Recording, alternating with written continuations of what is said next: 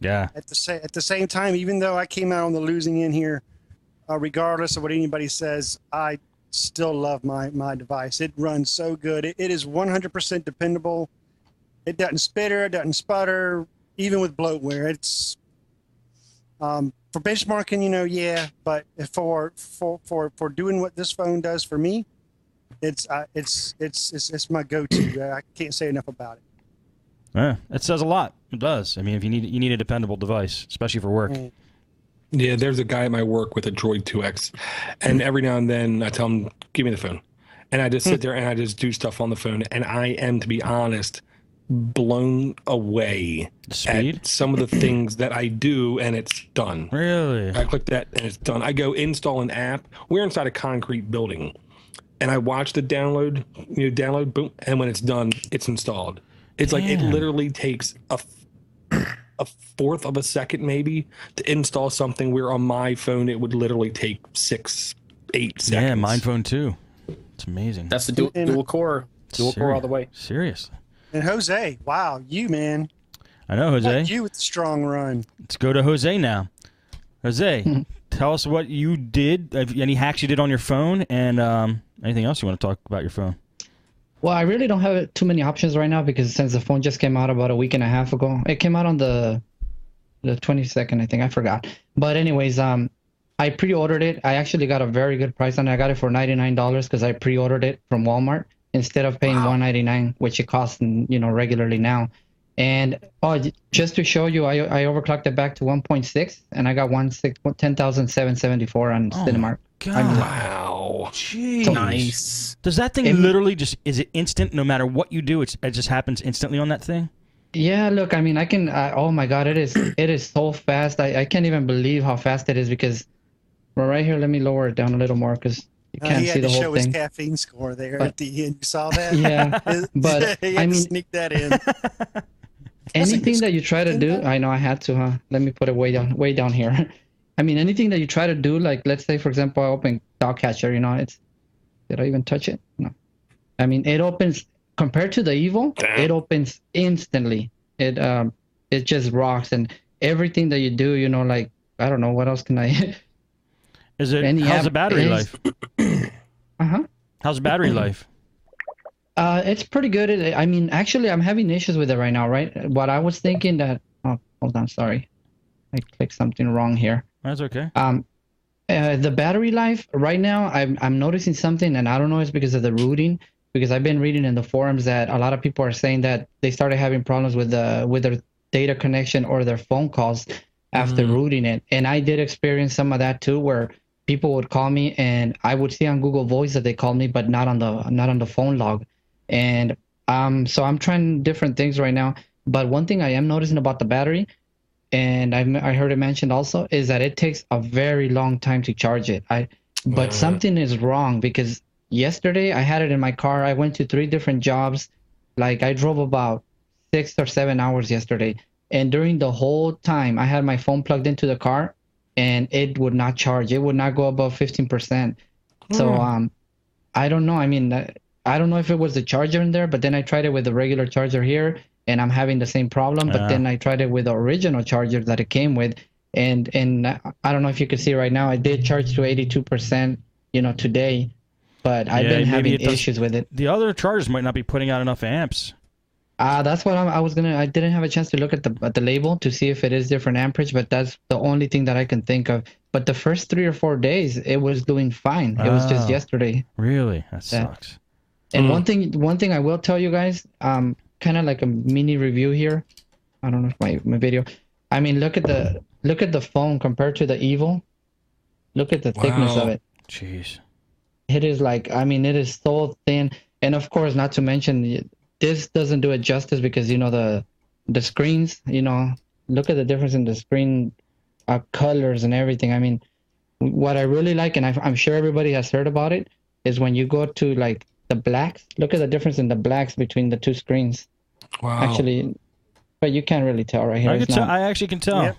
You can. Yeah. It's pretty amazing.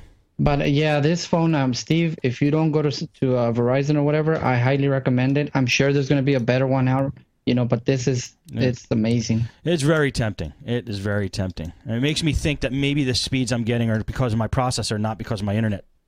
Yeah.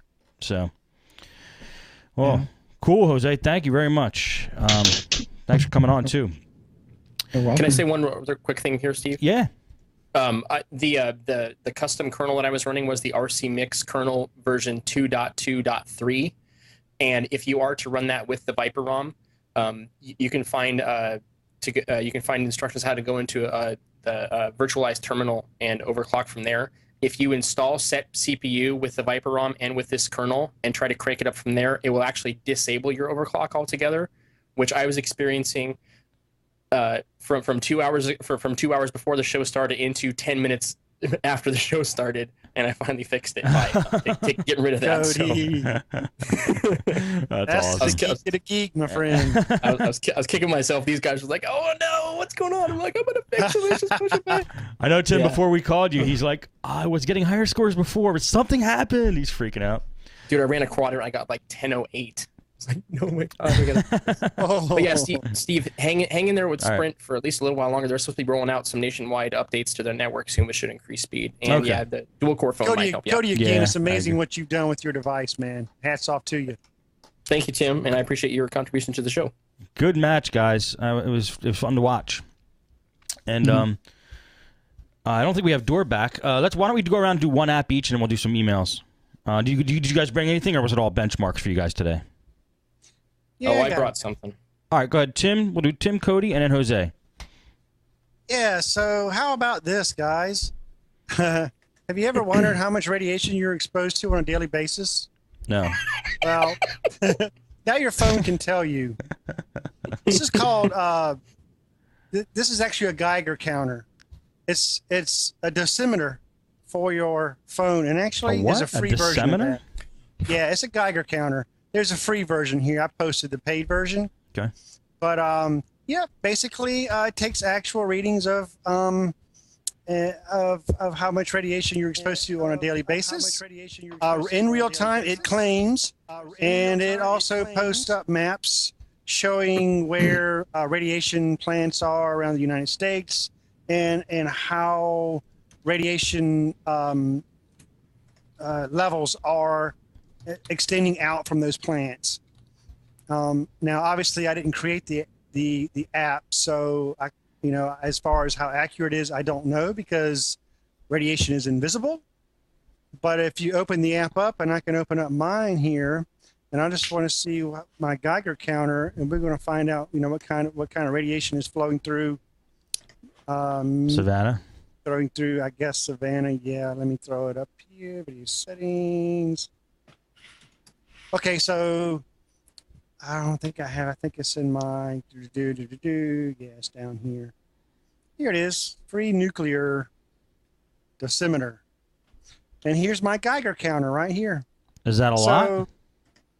I have no freaking idea what that means. I really don't.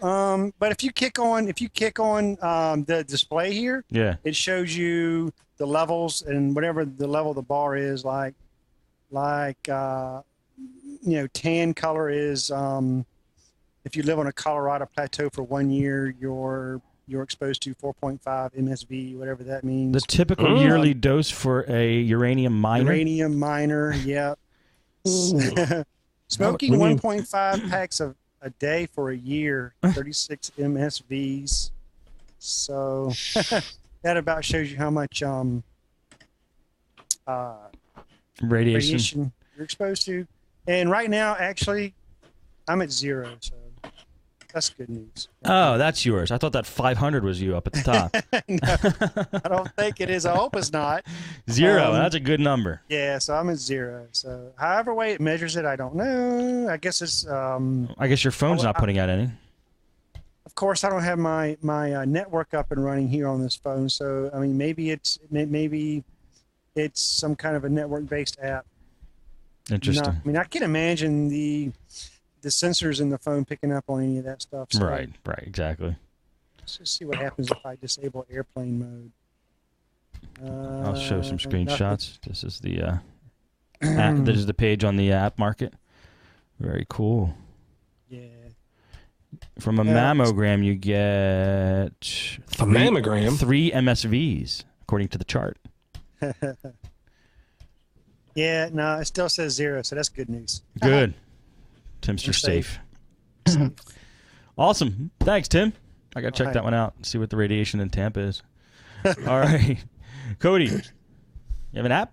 Yeah. Let me pull my phone out of the fridge here. He actually is doing that, by the way. Condensation. How, did it get that hot? It got pretty cool. Did it? It's amazing. I didn't really put it in the fridge, but I did turn the heat down. But I do have a fridge in here. Anyway, so I would like to think that on every single Android App Addicts show, we are reaffirmed that we made the positive decision in getting a smartphone and the best platform on the market.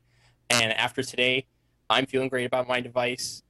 Even though Tim said, if Tim said he's feeling great, I'm sure we all love our devices. Well, this game is designed to make us feel awful that we own smartphones in the first place. It's called Phone Story. I read on I can't remember what news site, but this was quite controversial because it was on the Apple it was on the iTunes App Store for I guess a week, and then Apple pulled it, and then Android put it on their market, and I thought, oh, that's kind of controversial. What's it about? Well, it actually tells you the story of how every phone is made, starting with children in the Congo mining for ore. Are you serious? Yeah. Oh, I'm sorry. I have a link in the chat, which I was signed into at the beginning of the show, by the way. Thank you very much. Good man. Nice. There it is. It's in the twitch.tv chat now. It's like animated cart. Is it a game or just a? It's awful, like almost lower than 8-bit graphics. But yeah, the very first level. There you go. You'd see it. It's children mining for ore, and then they have armed guards, which you have to distract with your thumbs. There's the worst one, the worst screenshot of all. Is that Foxconn or something? Well, it's a manufacturing plant for sure. God. But yeah, one of the later levels is a manufacturing plant where workers are jumping off of the top of the building, and you are two, I guess, workers at the bottom holding a large trampoline at the bottom, trying to prevent them from hitting the cement. Oh my god! Wow. Yeah. It's completely awful, and it's taken us all down a peg. So we need to realize, as much as we love these devices, what the price that we're paying worldwide to put them in our hands. And I'm just going to leave it at that. Jeez. I'll just say I feel fine, but I blame the companies. People are leaping to their death. That's pretty hardcore. That's crazy that they made a game like that. It got almost 5 stars though. It costs like $1.99 or $2.99. Don't buy it. It is complete. I can't get past the first level because it's so awkward, and it's just awful. But that's not right. It's not really the point of the game, right? To be good game. Right. Yeah. But yeah, I just thought I'd bring it up because the past few weeks we've brought apps on here. But hey, you like this? Well, this is garbage. Check this out. Right. And I just wanted to bring that up. And so cool, man. Wow. It says in the description, you can keep Phone Story in your favorite device as a reminder of your impact on this world. All revenues from the sales of this app will be donated to organizations working to solve the issues mentioned in this game. Okay, I see where they're going with this. That's good. Interesting. Cool. What were you guys going to say? Somebody was going to say something. I cut him off. No? Okay. Jose, what do you have an app? Yeah, I got 2 of them, but I'll share this one first. Okay. This one, I didn't see it mentioned anywhere in the app list, but it's one that I've used before. Well, first of all, because I have my Spanish podcast, I do it on Ustream. I haven't. I like the producer that they have, to broadcast and all that. Mm-hmm. So I haven't jumped over to Justin TV, and it's Ustream. And I don't know if you remember the first version of it. It was very buggy. You had to get separate ones for broadcasting and a separate one for viewing, and it was always crashing. And now, this version, it has a lot of modifications or a lot of things for tablets. So it has a very nice tablet interface now. Wow. And it doesn't, from what I've noticed so far, it doesn't crash. It's a nice interface, and it works. Very cool. Look, it looks beautiful. Beautiful app. Yeah, I've only tried it a little while, but I mean, I could tell right away it was way better than the other one. Now, can so you? then they had a Ustream. I'm sorry, Steve. They had a Ustream beta out. Now I guess this app here, interesting. So it's no